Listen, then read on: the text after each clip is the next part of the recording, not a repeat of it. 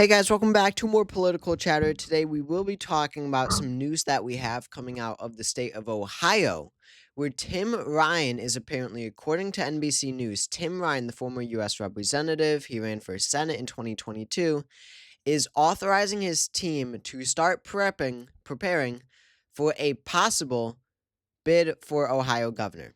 Now, this would be amazing news for the Democratic Party, not because Tim Ryan would particularly be favored to win, but it continues with this trend that we're seeing of Democrats being able to recruit the strongest possible candidates in each individual race.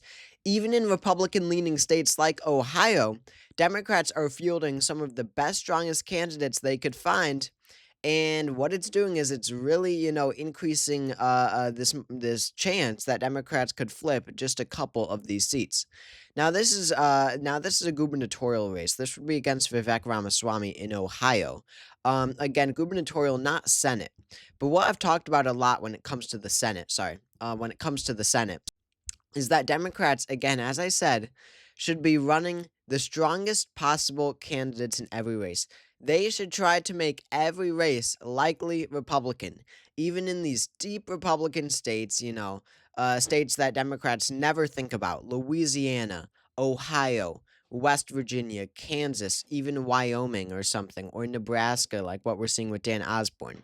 If you make every single Republican seat likely Republican, or strong, or field the strongest possible candidate in each of these races, then there's a pretty good shot you're going to be able to flip at least one of them. That's not really relevant for a gubernatorial race because you don't need a majority of gubernatorial seats to, for it to pass anything, right? But in the Senate, that is crucial. And it doesn't even necessarily mean funding these candidates. For example, Amy McGrath just announced her candidacy in the state of Kentucky, which is really interesting because in 2020, we can look, she ran for Senate in 2020, and she notoriously got $90 million in funding and ended up losing by 20 points. Democrats cannot fall down that trap again where they dump tens of millions of dollars into these unwinnable races. No, they don't have to do that. They just have to field a strong candidate and let them do their work. But what we still saw in in the whoops, um sorry, let me get back to this. What we saw in 2020 was Amy McGrath lose by 20 points against Mitch McConnell. She lost by 19.5.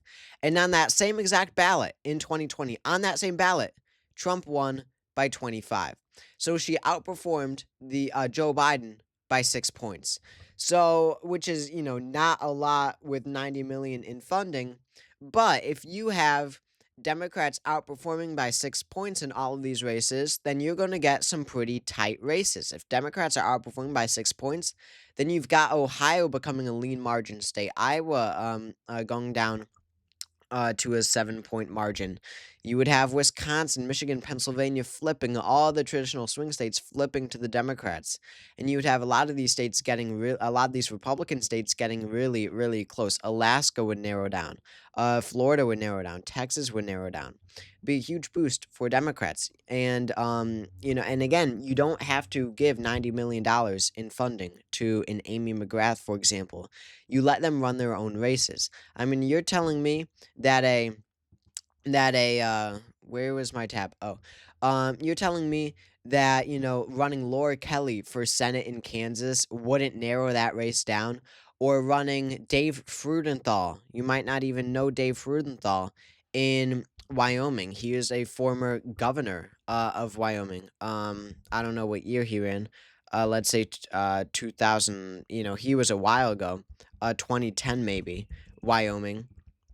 It was not. Was he before? Yeah, look, you could see Dave Frudenthal in 2006. This was a while ago, but he won re-election in Wyoming 70% to 30%.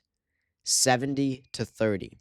So this is where Democrats, could be, used to be if it wasn't for their weakness and the increased partisanship. But you're telling me running this guy who won 70% of the vote in a Senate election in 2026 wouldn't really narrow that race down. Now, would he want the job? Probably not. But you say to him, this is our strategy. You're not going to win. Don't worry. You don't have to serve. Just run this race for us and help the national Democrats. Because what that means, if you get Dave Rudenthal to run in Wyoming, if you get Laura Kelly to run in Kansas, if you get whoever, Graham Plattner to run in Maine, or that's not a good example, or Mary Peltola to run in Alaska, or John Bel Edwards, the former governor, to run in Louisiana. All those states become a likely Republican, or at the very least Republican plus like 20 points. And what does that mean? If you have a likely Republican state, polls showing R plus 10, R plus 15, R plus 20 race, that means that Republicans are going to defend those states, even if it's just a little bit. It's significant. Because if you have all these races where Republicans, they might not be in trouble, but they know they have to defend them. And that diverts money. That means Republicans will have to divert money from actual swing states like Michigan or North Carolina or Maine or Texas and divert it to states that they should already have under their belt: Wyoming, Louisiana, Kansas, etc. So that is my point when it comes to Tim Ryan, because he really is near the strongest possible candidate. When you look at his performance in the Senate election in 2022, he ran against JD Vance and he lost that race by 6 percentage points. It was not a huge overperformance of expectations, but it was an overperformance of Donald Trump's, or I should say Joe Biden's, margin in 2020 in the presidential election. He outperformed Biden by 2 points, but even more importantly, 2 years later, after 2022, Donald Trump would go on to win Ohio by 11.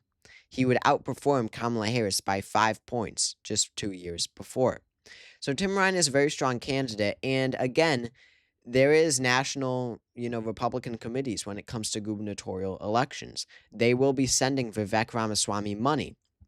And Tim Ryan, again, is a strong candidate that wouldn't, pose such a threat if Democrats were nominating some lesser known figure. I don't know who it would be, but, literally anybody else besides him and Sherrod Brown, the race would not be this close.